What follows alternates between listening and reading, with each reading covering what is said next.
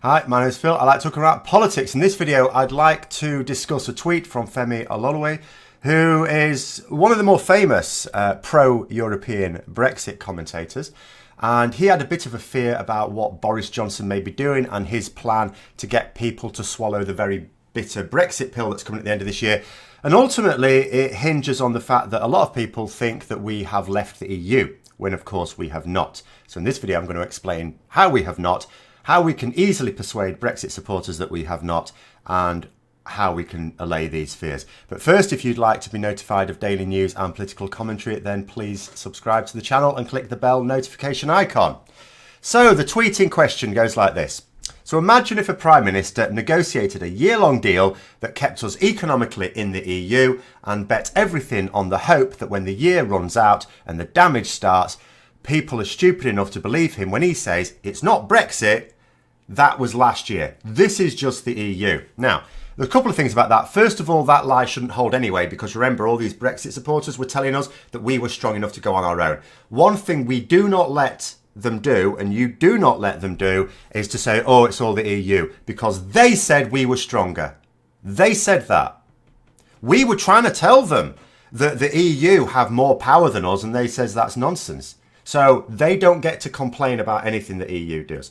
However, the general point may hold that we get to next year and Boris Johnson says this is nothing to do with Brexit. Do you remember when we Brexited last January and nothing happened for ages? So this is new. This is not to do with Brexit. That is actually possible. So the way we counter it, and we counter it now, we don't wait, we counter it right now. We need people to be aware that we're still in the EU. We're not members. That stopped. And there are a few other things that went with that membership, which I talked about very recently. But ultimately, we are still in the EU. It's like being part of a club. We've relinquished our membership, but we're still on the premises. So, and the way I'm going to talk about this isn't just playing with words. This isn't semantics about a Remainers or Rejoiners now definition of Brexit. We're going to go with Brexiteers' definition of Brexit. It's quite simple to do. All you need to do with a Brexit supporter that is convinced that we've left the EU and they're going, oh, the sky's not falling in, isn't it? Yeah, because we haven't left yet. You wait till we do. All you have to do is you persuade them that we are still in the EU and you ask them what was so bad about being in the EU. Ask them what their issue was. Some of them will say, oh, we had to keep paying them money, net contributors, all that lot. Even though, you know, we got back 8 times as much as we paid into the EU. And that's a Conservative estimate. And that pun is intended because it's the Conservative government's own estimate. However, let's say you go with that. Okay, you know, we're paying into the EU budget. Apparently you don't like that. We're still doing that. That is still happening right now. So if the benefit of leaving the EU was not paying those contributions, by that definition, we haven't left the EU because we're still paying them. Next one, EU laws. We don't want to follow these EU laws. Again, despite the fact that Britain either came up with or supported almost all of them, and I mean almost all of them. But again, same thing. We're still following them. They're still law in this country. Every single one of them is still law in this country. And that hasn't changed. So again, if leaving the EU meant not following EU laws, how can we have left the EU? Because we're still following EU laws. Next one is, well, we're not subject to European courts. Oh God! People have been tweeting some vox pops of Brexit supporters over the weekend. It's actually been painful, truly painful. There was one woman talking about, oh, we can take our courts back from Germany. Right? Which courts have we ever had in Germany? Because I don't really remember that. I remember a period in the last 100 years when we imposed courts on Germany, but there's never been the other way around. And even if what this woman means in her like deluded state is, oh, you know, courts outside of the UK that decide on UK matters, well, that'll still happen anyway. There are still international courts, of which your EU courts are one. They're not in Germany. So again, but anyway, the European courts, we're still subject to them. So if leaving the EU, the benefit of leaving the EU is not being subject to European courts, we are still subject to them. If we have any trade issues with another EU court, it's the European Court of Justice that will decide. That is the final arbiter. That is still the case right now. So if that was the issue, we're still in the EU. In fact, when it comes to the European Court of Human Rights, this keeps being thrown up, we're still going to be subject to that even after we've actually left the EU in 2021, because that's a Council of Europe court. We're still a member of the Council of Europe. It's the same thing with people moaning about the EU flag being flown.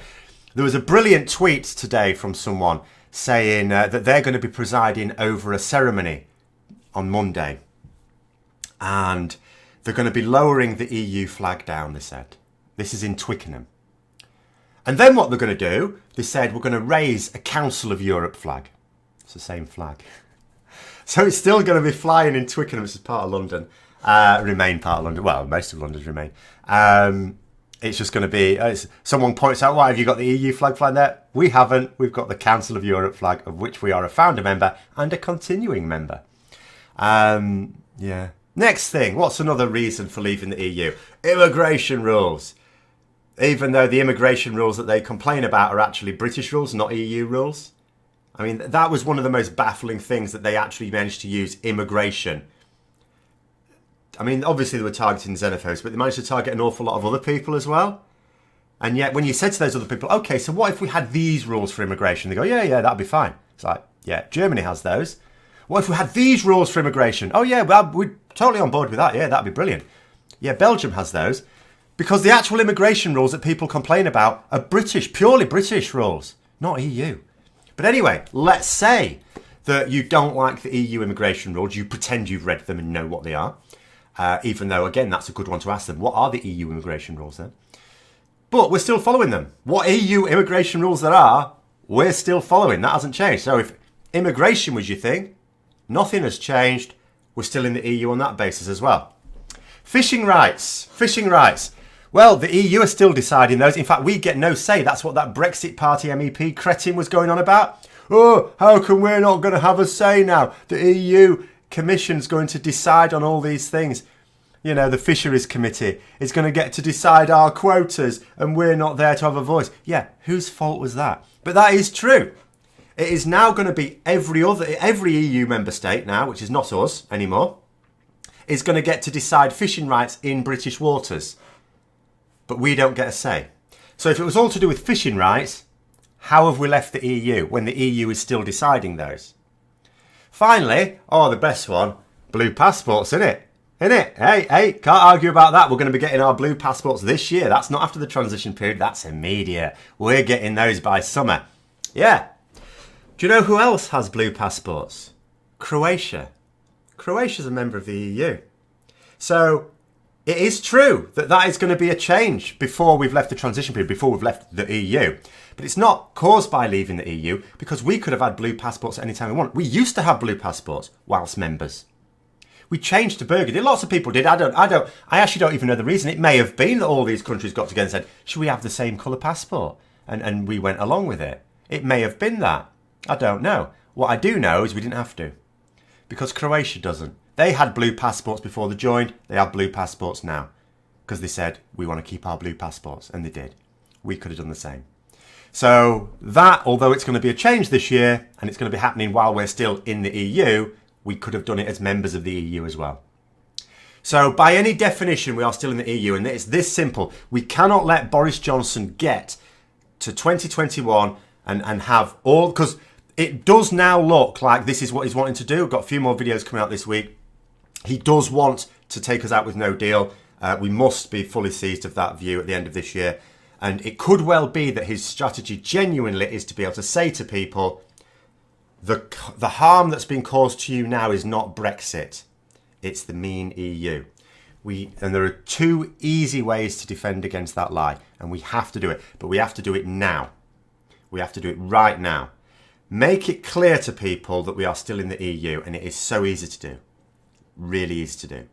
You say to them, what was so bad about being in the EU? Give me one thing. They give you that one thing. Tell them it still applies.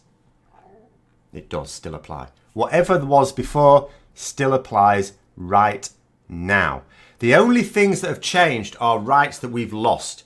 We don't have MEPs anymore. They weren't complaining about the fact we had MEPs. I'll guarantee that. You know, what else don't we have? Boris Johnson doesn't get to go to EU summits anymore. Again, we didn't moan about that. Whatever it is they'll say that was bad about being in the EU still applies now. We need to point that out, and then they will have to concede that we are actually still in the EU. That we are leaving, no one's arguing with that. We are leaving. We've lost our membership. That membership's gone, but we're still physically in. Physically in. So anyway, I hope you found the video interesting. If you did, don't forget to click the like button if you'd like to support the channel further. And please also click the Patreon link for details. And until next time, I'll see you later.